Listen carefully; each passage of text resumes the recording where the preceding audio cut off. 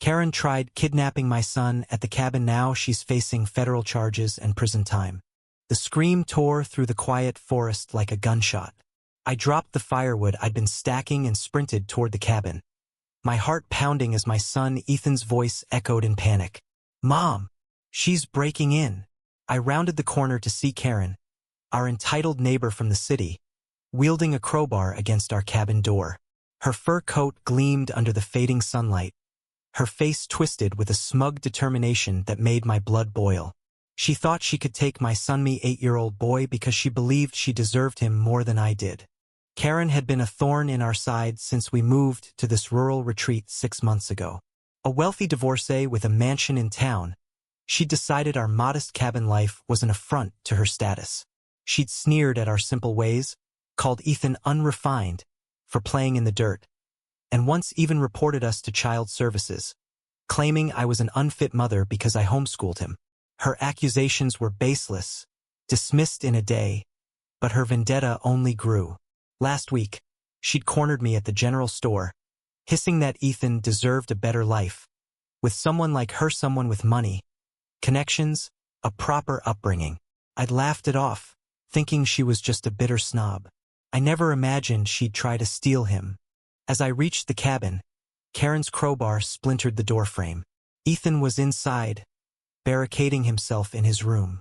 I screamed her name, and she turned, her designer sunglasses glinting with malice.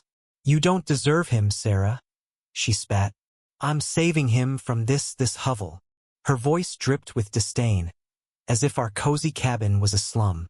I lunged forward, but she swung the crowbar, forcing me back. My phone was in the car too far. Ethan's terrified sobs fueled my rage, but I couldn't risk her hurting him. I needed a plan, and fast. That's when I heard tires crunching on the gravel road. A beat-up pickup truck pulled up, and out stepped Clara, the reclusive old woman who lived a mile down the path. I barely knew her. She kept to herself, tending her garden and avoiding town gossip, but her sharp eyes took in the scene instantly. "What in God's name is going on?" she barked, her voice gravelly but commanding. Karen froze, clearly not expecting a witness. Clara's presence shifted the dynamic, giving me a moment to think. I shouted for Ethan to stay put and call 911, praying he'd hear me through the chaos. Karen's arrogance didn't waver. She scoffed at Clara, calling her a nosy hag and claiming she was rescuing Ethan from me. But Clara wasn't intimidated. She pulled out an old flip phone, already dialing the sheriff, and started recording Karen with a shaky but deliberate hand. "You're on camera, lady," Clara said coldly. "Keep talking." Karen's face paled, but she doubled down, ranting about her wealth, her influence, how she'd fix Ethan's life. Every word was a nail in her coffin, captured on Clara's phone.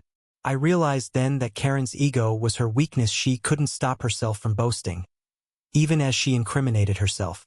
The standoff escalated as Karen smashed the cabin window, glass shattering across the porch. Ethan's cries grew louder, and my heart shattered with them. I wanted to tackle her, but Clara grabbed my arm, whispering, "Let her dig her own grave." She was right. Karen's tantrum was unraveling her.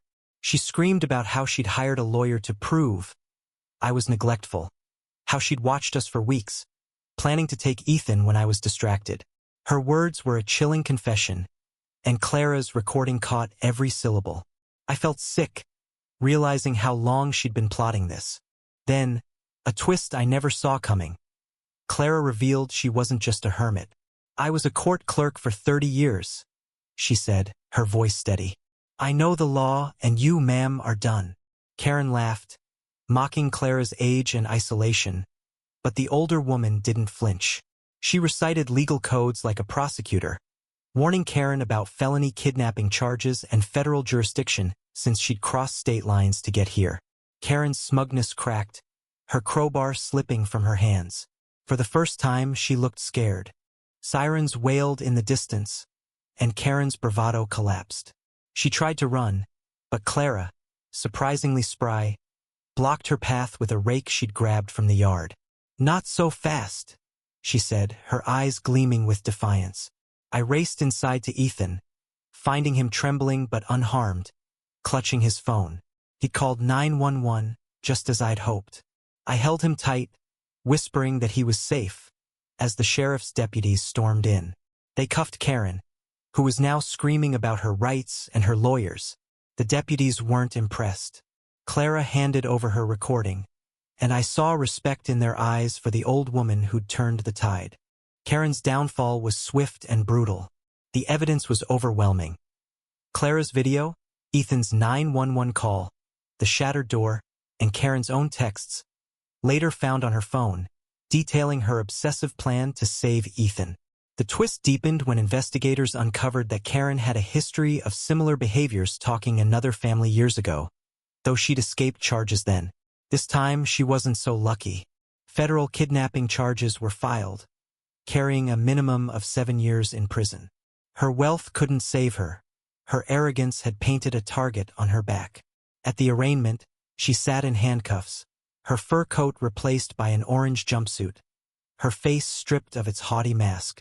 The courtroom was silent as the judge read the charges, and I felt a grim satisfaction watching her empire of entitlement crumble.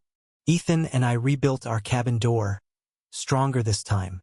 Clara became a regular visitor, bringing homemade jam and stories of her court days. Her unexpected courage had saved us, and I realized how wrong I'd been to overlook her. Our little community rallied around us, offering support and reminding me that even in isolation, we weren't alone.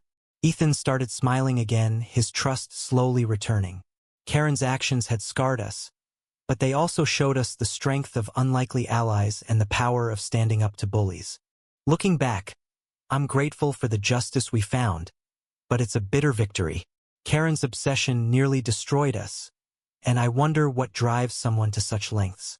Was it envy, delusion, or just unchecked entitlement? I don't have the answers, but I know this. No one has the right to tear a family apart. Ethan is my world, and I'll fight anyone who tries to take him. Share your thoughts. What would you have done in my place? Was Karen's punishment fair? Or does her story reveal something deeper about justice and redemption?